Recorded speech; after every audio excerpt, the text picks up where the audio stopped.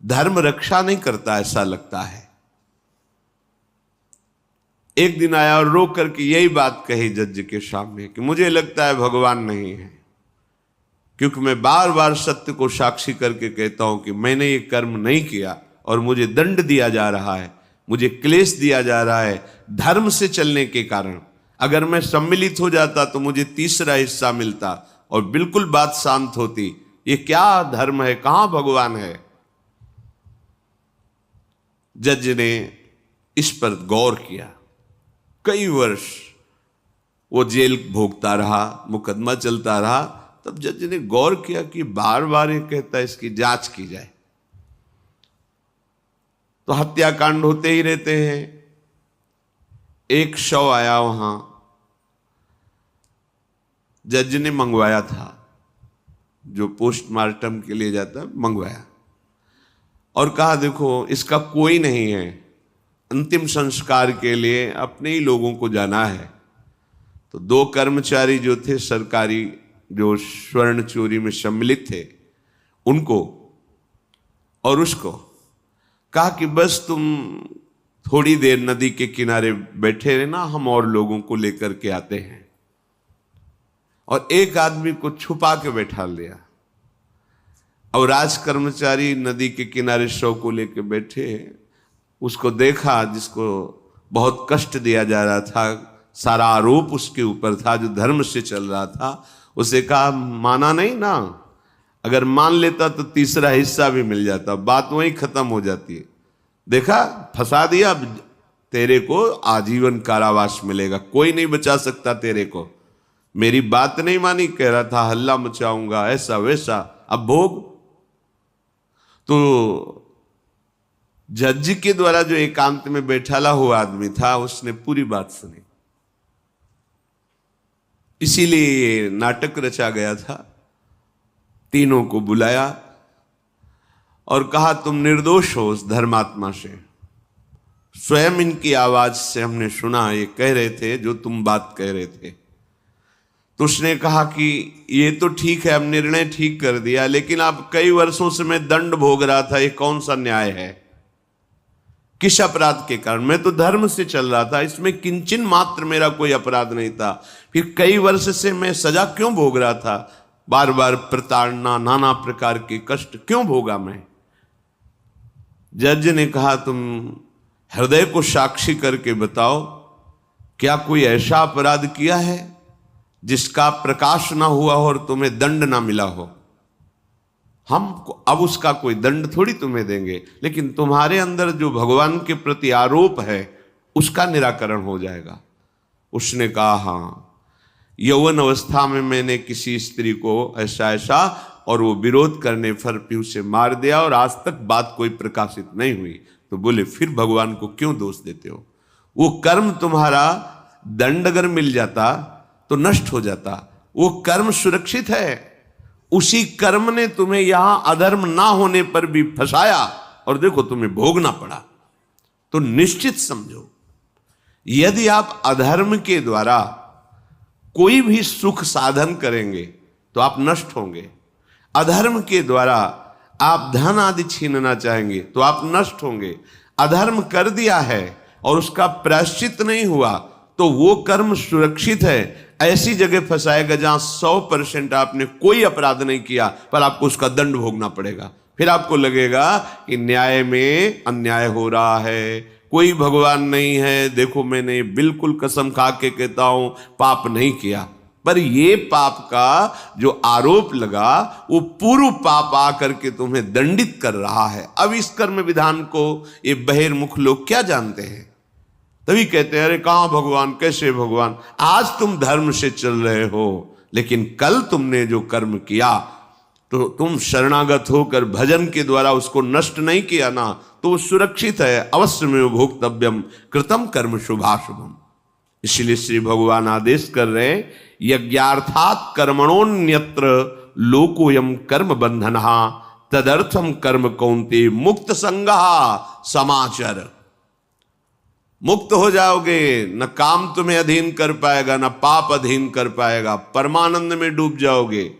केवल प्रभु के लिए कर्म करो।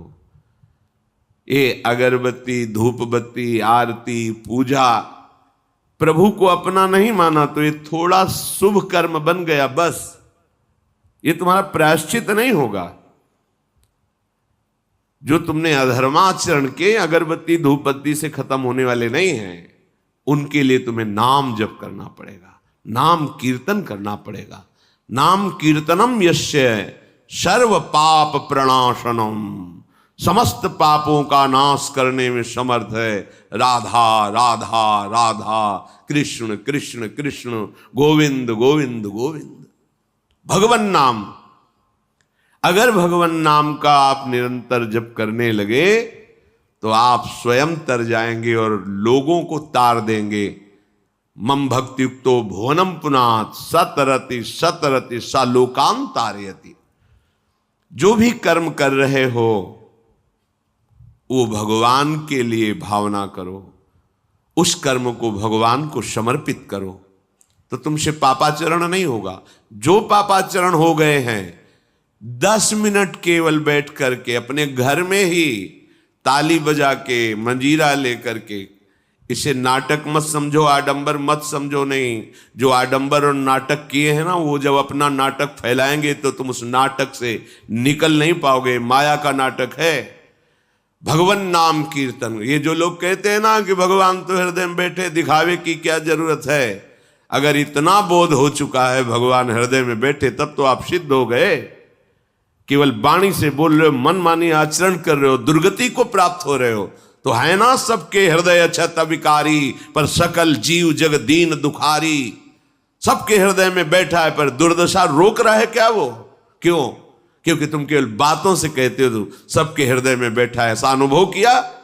अगर ऐसा अनुभव किया तो बेविचार किसके साथ करते हो, चोरी किसकी करते हो, हिंसा की, कपट किससे, द्वेष किससे? बस केवल बातों से बात नहीं बनती। ये कर्म बातों से नष्ट नहीं होता, इसके लिए अनुष्ठान करना होगा नाम का। चाहे जैसी परिस्थिति हो, चाहे जो हो, जैसे भी हो, तुम्हारा मंगल होगा। अहोबत स्वपचतो गरीयान यज्जिभ्यागे वर्तते नाम तुभ्यम। वो नीच आचरण करने वाला, अभक्ष पदार्थ खाने वाला भी यदि भगवान नाम उच्चारण करता है तो परम पावन हो जाता। अहो, आश्चर्य की बात, बड़े बड़े प्रायश्चित जिसे पावन नहीं कर सकते, भगवान नाम उसे पावन कर देता है।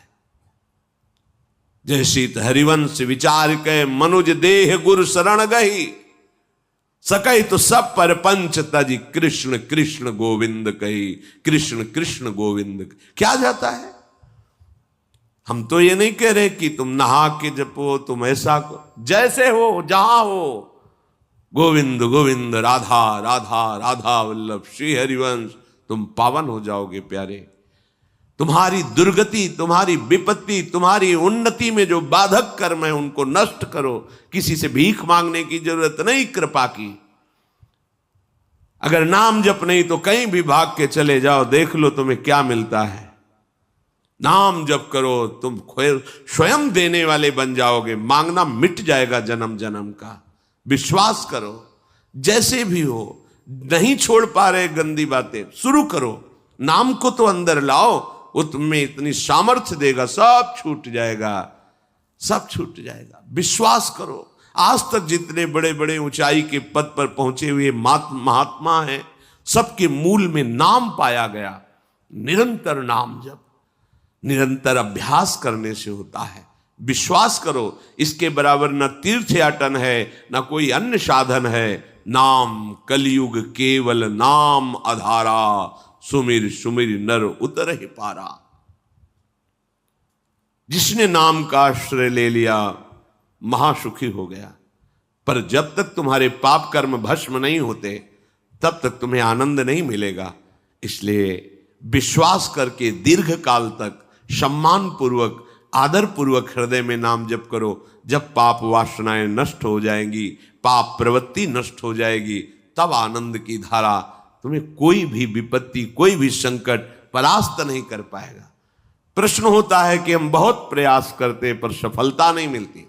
प्रयास को कहते हैं पुरुषार्थ, और सफलता नहीं मिली उसको कहते हैं प्रारब्ध। कभी कभी प्रारब्ध बहुत जोर का होता है, जो बड़े बड़े ऋषि मुनियों के ऊपर भी हावी हो जाता है। पर पुरुषार्थ व्यर्थ नहीं जाता। यदि वो सत है तो तुम्हारा पुरुषार्थ भी तो असत है। अगर राधा राधा बीच में बोलते रहो और प्रभु की भावना कर लो कि 8 घंटे से जो काम कर रहा हूं वो समय और वो कार्य दोनों प्रभु को समर्पित करते हैं, अब ये सत्य पुरुषार्थ हो गया। अब प्रारब्ध को बदलने की सामर्थ्य आ गई तुम्हारे पुरुषार्थ में। खिलवाड़ नहीं है। जो तुम एक भी कर्म करते हो वो कर्म सुरक्षित है, वो तुम्हें दंड दे के रहेगा या तुम्हें सुखी करके रहेगा। असत है, पाप है तो दंड देगा, सत है, सुकृत है तो सुखी करेगा। विश्वास मानिए, ये सत्य वार्ता है, ये कोई चाटुकारिता की बात नहीं है। सत्य सत्य रहता है, चाहे जो युग हो, चाहे जो समय हो, सत्य अपना प्रभाव दिखा के रहता है। इसलिए भगवान का आदेश है, तुम्हारा जीवन भगवत प्राप्ति के लिए, आनंद में डूबने के लिए, मस्त होने के लिए मिला है। ये मस्ती नशा में नहीं है, ये मस्ती दूसरों के शरीर का मांस खाने में नहीं है, ये मस्ती दूसरों की हिंसा व्यभिचार इसमें नहीं है। मस्ती है स्वात्मानंद की। जब कोई चाह नहीं, कोई परवाह नहीं, मृत्यु भी एक खिलौना लगने लगे, उसे मस्ती कहते हैं। वो मस्ती आती है भगवान नाम जप से। शुद्ध ज्ञान का प्रकाश हुआ, मरने का भय खत्म हो गया, क्योंकि शरीर राग नष्ट हो गया। इसलिए सावधान होकर जो जहां जैसी भी परिस्थिति में हो, भगवान नाम सदैव अपने पास रखो। राधा राधा, कृष्ण कृष्ण, गोविंद गोविंद। देख लेना, निहाल हो जाओगे, निहाल हो जाओगे, मस्त हो जाओगे। हमारी बात मान लो, हमारी प्रार्थना मान लो। कुछ इसमें नहीं लगता, इसमें न पैसा देने की बात कर रहे, ना कोई संयम नियम की बात कर रहे। जैसे बने, मन नहीं लगता, मत लगने दो, ये बड़ा दुष्ट है। ये लगता है हमें दुर्गति कराने के लिए। अगर इसकी हां में हां मिलाओगे तो ऐसे निंदनीय कर्म कराता है, घृणा होती है अपने मन से। देखो ना, झांक के देखो ना मन को, कभी ये तृप्त नहीं हुआ। वही गंदी बात, वही गंदा चिंतन, वही गंदे आचरण की प्रेरणा। इस दुष्ट को मित्र मानते हो, ऐसे मन को? जो हमारा खास दुश्मन है वो मन है, वासनाओं में फंसा हुआ, वासनाओं की प्रेरणा करने वाला दुश्मन मन है। इस मन को डंडे से मारो।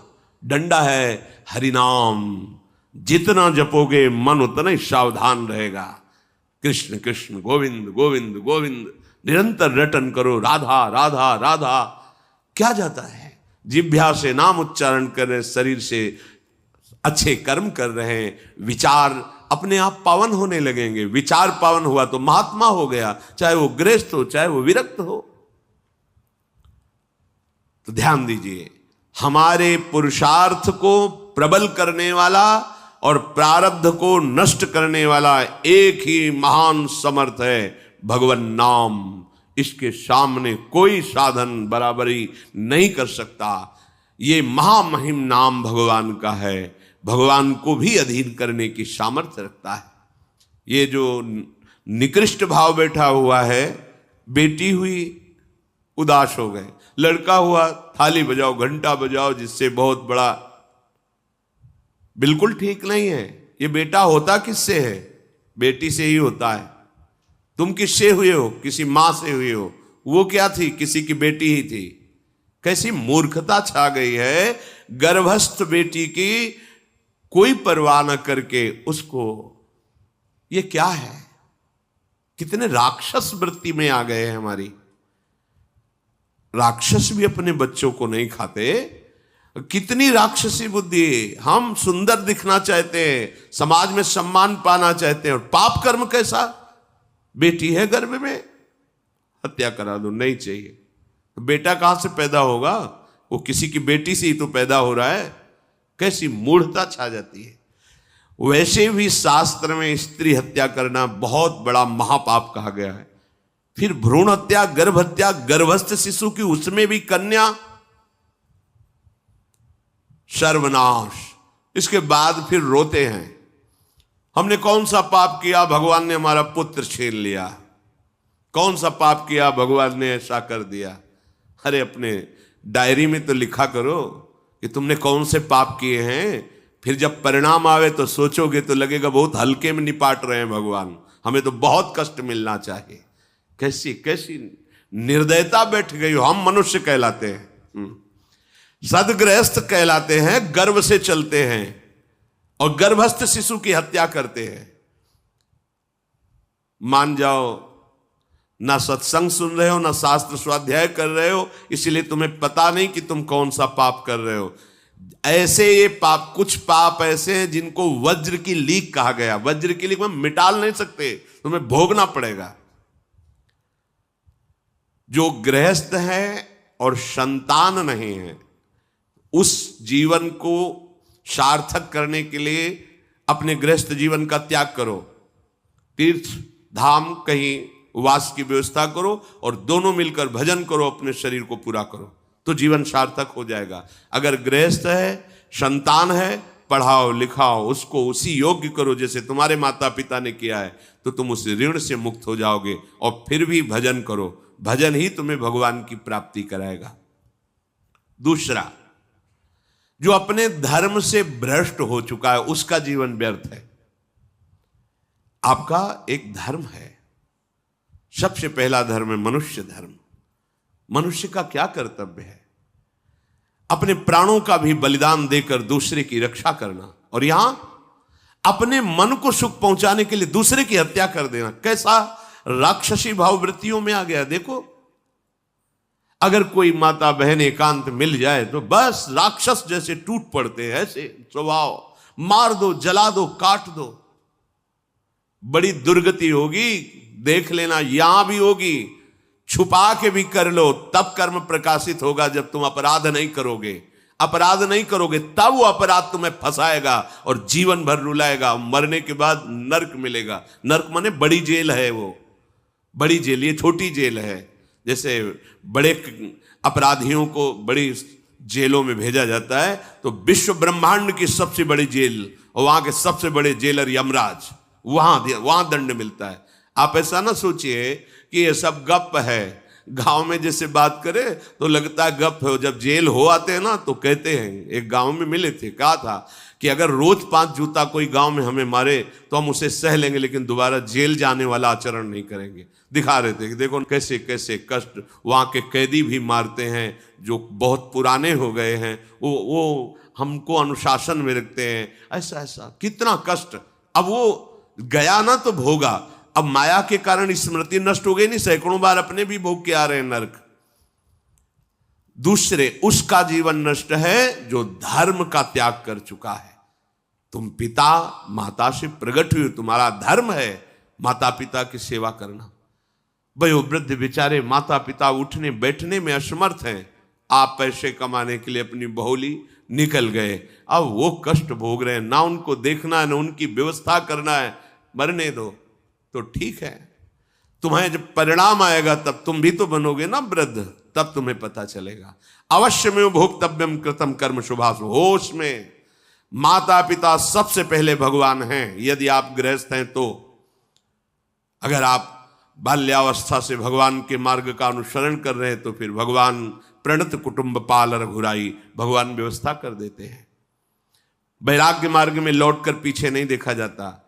हमारे भगवान के अवतार मानेंगे महाप्रभु चैतन्य देव, नवयुति विष्णु प्रियाजी माता सची छोड़ के चल दिए। आद्य गुरु भगवान शंकराचार्य भगवान के अवतार मां केवल छोड़ के चल दिया।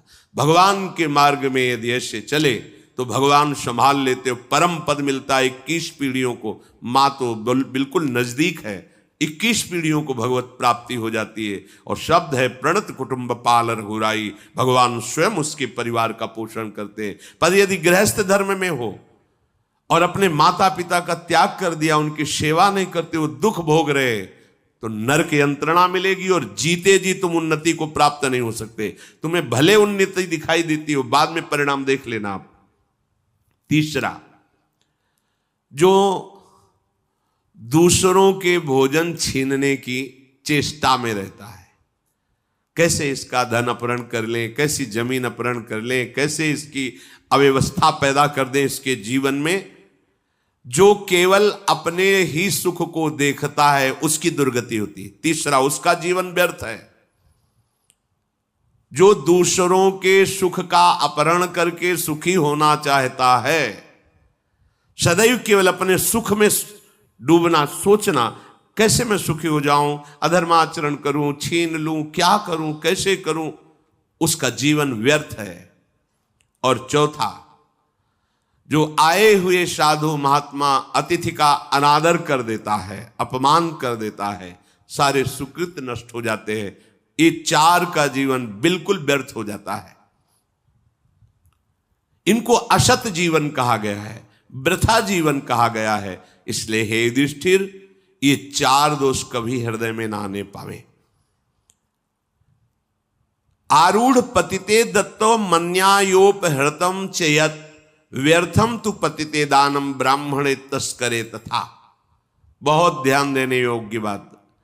जो वानप्रस्थ या विरक्त भाव संन्यास ले लेते हैं और कुछ वर्ष चलने के बाद मैं तो इस पे नहीं चल पाऊंगा लौट जाते, उन्हें घोर नरक की प्राप्ति होती है। कुछ भी कर लो, ये भारी अपराध तुम्हें नरक की प्राप्ति कराएगा। मार्कंडेय जी महाराज युधिष्ठिर को उपदेश कर रहे हैं। एक बार एक सन्यासी जी ने कहा था कि हमने गुरुजन